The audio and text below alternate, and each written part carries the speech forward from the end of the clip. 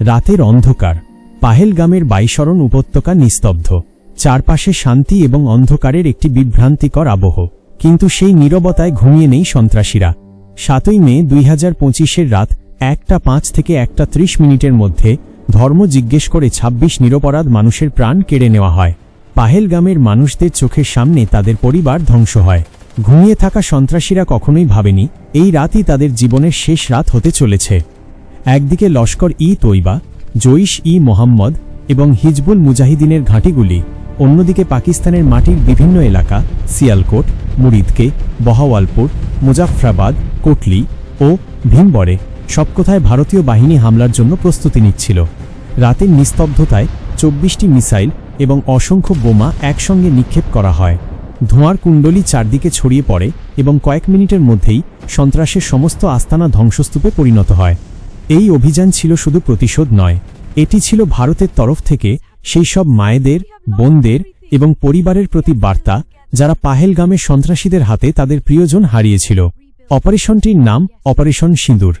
নামটি বেছে নেওয়া হয়েছে সেই ব্যথা থেকে যেটা সন্ত্রাসীরা হিন্দু মহিলাদের চোখের সামনে তাদের সংস্কৃতি এবং বিশ্বাসের প্রতীক মুছে ফেলে দিয়ে সৃষ্টি করেছিল। পাহেলগামের হত্যাকাণ্ড কেবল একটি হামলা নয়, এটি মানুষের মানবিকতার সীমা অতিক্রমের নিদর্শন।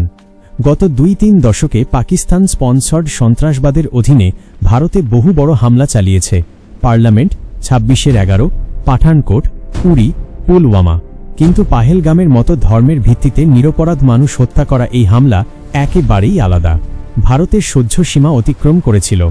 এই পরিস্থিতিতে ভারত সরকার শুধুমাত্র কথার লড়াই নয়, কঠোর পদক্ষেপ নেওয়ার সিদ্ধান্ত নেয়। প্রথমে কূটনৈতিকভাবে পাকিস্তানকে একঘরে করা হয়। ইন্দাস ওয়াটার ট্রিটি স্থগিত, আটারি চেকপোস্ট বন্ধ, ভিসা বাতিল, সোশ্যাল মিডিয়ায় নিষেধাজ্ঞা। সবকিছু পরিকল্পিত, একদিকে পাকিস্তানকে আন্তর্জাতিকভাবে চাপে ফেলার জন্য, অন্যদিকে দেশের ভিতরে শক্তি প্রদর্শনের জন্য। 19 এপ্রিল দিল্লিতে অনুষ্ঠিত উচ্চ পর্যায়ের বৈঠকে প্রধানমন্ত্রী নরেন্দ্র মোদী স্পষ্টভাবে জানিয়েছিলেন, সন্ত্রাসী এবং তাদের পরিকল্পনাকারীদের আমরা তাদের কল্পনার চেয়েও বড় শাস্তি দেব। বৈঠকে প্রতিরক্ষা মন্ত্রী, 3 বাহিনীর প্রধান এবং জাতীয় নিরাপত্তা উপদেষ্টা অজিত ডোভাল উপস্থিত ছিলেন। সিদ্ধান্ত স্পষ্ট, পাহেলগামের হত্যাকাণ্ডের প্রতিশোধ এবং দেশের নিরাপত্তা নিশ্চিত করতে কোনো রকম ঝুঁকি নেওয়া হবে না।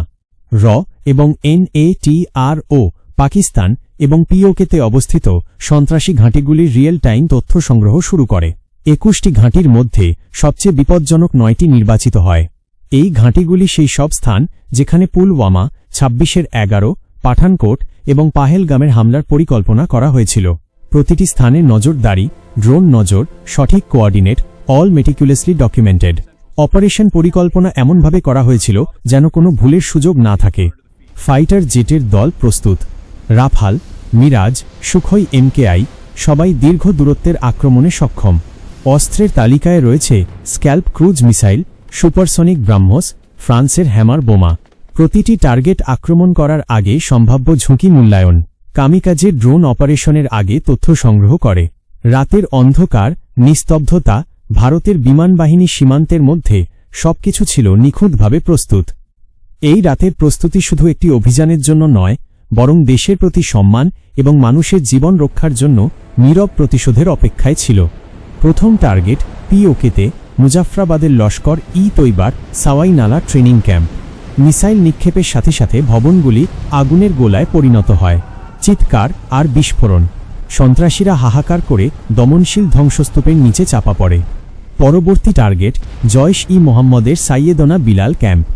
নতুন নিয়োগপ্রাপ্তদের অস্ত্র চালানো, বিস্ফোরক তৈরি, ফিদাইন প্রশিক্ষণ সবই ধ্বংসস্তূপে পরিণত। একই সঙ্গে গুলপুর ক্যাম্প ও আঘাতপ্রাপ্ত। সাইয়েদনা বিলাল এবং গুলপুর ক্যাম্প ধ্বংস করার সময় প্রধানমন্ত্রী নরেন্দ্র মোদী নিয়মিত NSA অজিত ডোভালের সঙ্গে যোগাযোগে ছিলেন, অপারেশনের প্রতিটি আপডেট নিচ্ছিলেন। এরপর ভারতীয় ফাইটার জেট সিয়ালকোটের জৈশ-ই-মোহাম্মদের সরজাল ক্যাম্প এবং হিজবুল মুজাহিদিনের মেহমুনা জোয়া ক্যাম্প লক্ষ্য করে। মিসাইল এবং বোমা একে আছড়ে পড়ে। ধ্বংস, আগুন আর ধোঁয়া সবকিছু একসাথে। কিন্তু সবচেয়ে বড় লক্ষ্য ছিল বহাওয়ালপুরে মরকাজ সুবহান আল্লাহ, জৈশ-ই-মোহাম্মদের প্রধান ঘাঁটি। এখানে মাসুদ আজহারের জন্ম এবং সন্ত্রাসী সংগঠনের ভিত্তি। 2001 পার্লামেন্ট হামলা, পাঠানকোট, পুলওয়ামা সব পরিকল্পনা এখান থেকেই। ব্রাহ্মস মিসাইল লক্ষ্যভেদে আছড়ে পড়ে, ধ্বংসস্তূপে পরিণত হয়। মাসুদ আজহারের আত্মীয় এবং জৈশের শীর্ষ কমান্ডাররা নিহত হয়। রাত 1:05 শুরু হওয়া এই অপারেশন মাত্র 25 মিনিটে শেষ। 9টি বড় ঘাঁটি ধ্বংস, 100+ সন্ত্রাসী নিহত। মাসুদ আজহারের ঘনিষ্ঠরা ধ্বংসস্তূপে চাপা। পাকিস্তান 3 ঘণ্টা আগে ভারতের মজা উড়িয়ে সোশ্যাল মিডিয়ায় পোস্ট করলেও ভারত তাদের ঘাঁটিগুলিকে ধ্বংস করে সত্যিকারের জাগরণ ঘটায়। 7ই মে দুপুরে ভারত সরকার একটি প্রেস কনফারেন্স করে। বিদেশ সচিব বিক্রম মিশ্রি, বায়ুসেনার উইং কমান্ডার বমিকা সিং এবং সেনার কর্নেল সোফিয়া কুরেশি উপস্থিত ছিলেন। ধর্মের ভিত্তিতে বিভাজনের বিরুদ্ধে দেশ ঐক্যবদ্ধ।